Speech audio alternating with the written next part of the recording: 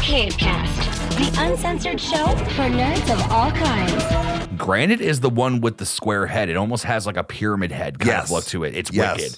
I think that there's also like there's weapons in their hands too. And with this one, Granite it was a big departure when we listened to it because we had heard Take Me Back to Eden and it was kind of like, all right, cool. We know that they're big and epic. And this one's kind of chill.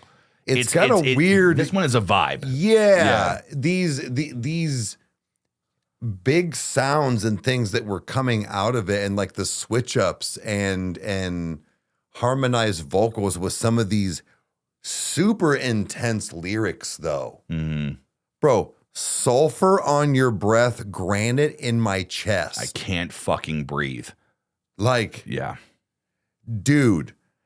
And he's very like down in like that whispery, gritty like vibe when he's singing this part naturally, but as far as what he's singing about. But I think what it's switching to the whole like second like verse here with the I was more than just a body in your passenger seat. And then like this whole thing, this is where I still argue the fact of there was a car accident. There's so much talking about cars, accidents, real scars, emotional scars, whatever might have you. The marks on my dashboard. Yeah. Like the marks that has to mean something. Did he punch it? Did they wreck? Was, like I've said before, were they fighting and while they were driving and somebody was the one, like over here, was he the passenger? Anything. Were they just hit by a drunk driver? Was he the drunk driver? Like all of these things. But the fact of the switch up with it on how it sounds. Sorry guys, my lyrics are on my phone, but it just, and then I see you go half blind when you're looking at me, but I am. I took that as that you go half blind when you look at me like, yeah, you dig me. But when I look at you, I'm completely blind. Like nothing else exists. It's like, welcome to half the pain I have. Correct. Yeah.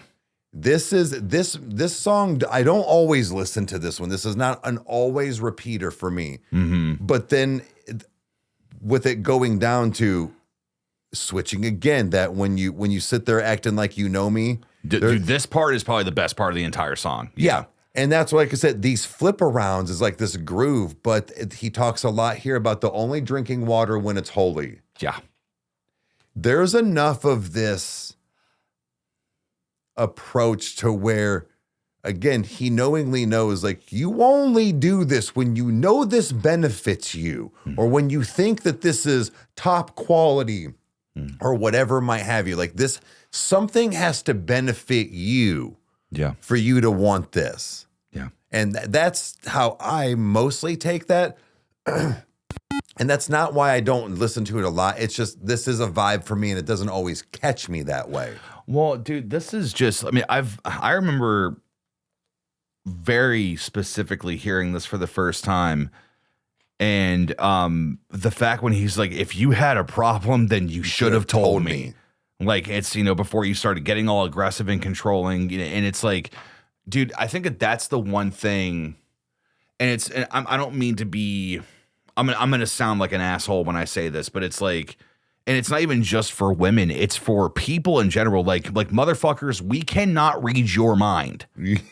Like, and some people can be like, oh, it's a stereotypical woman thing. Like, no, men do this too. Right. People do this where it's like they expect you to know everything that they're feeling. And that's the thing that I think is one of the most frustrating things in anyone who has been in a situation like that. Granite is for them.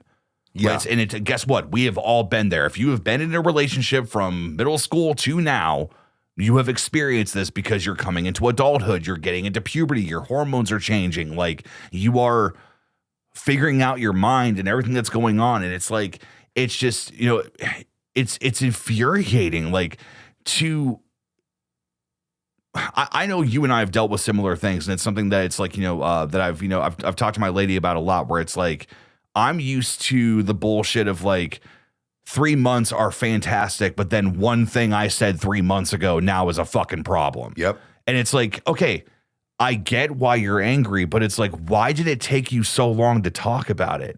Yep. You know, it's like, were you afraid to talk about it? Did you just not want to deal with it? Like, Yeah. you know, because you didn't want to make me angry? Or is it just the fact that it's like, you just like, is there something wrong with you? Like, it's things like that. Because there's been people that we've been close to that, you know, like this shit still happens. And it's like people, it's that, you know, normal like relationship drama where it's like, well, it's like, I just, you know, I get quiet or this or that. It's like, don't talk to your person. Sure. Like, just like, it's like, why is it so difficult? You can have that time, but right. Like you have to still, people, like you said, you can't read minds. Yeah.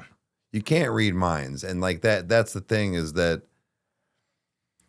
I think people get comfortable in relationships too, where it's like, well, they should just know because no, we don't know still. Even every day is different. Every day is, even 20 years later, just like I might know that you're upset, but I don't know that you're upset because you got no problem showing it. Because the thing didn't work right over here, and then now the car didn't have gas, but then this had like, okay, I don't know those things. It's 9:30 in the morning.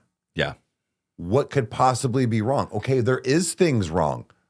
Tell me that then. Right. You know, I also understand not wanting to approach something directly in the morning when people wake up. Of course. Or maybe when you get home from doing it. I understand that. But there is a time and place. And also, pick your battles. You know, there is also that side where just not everything has to be about something. Right.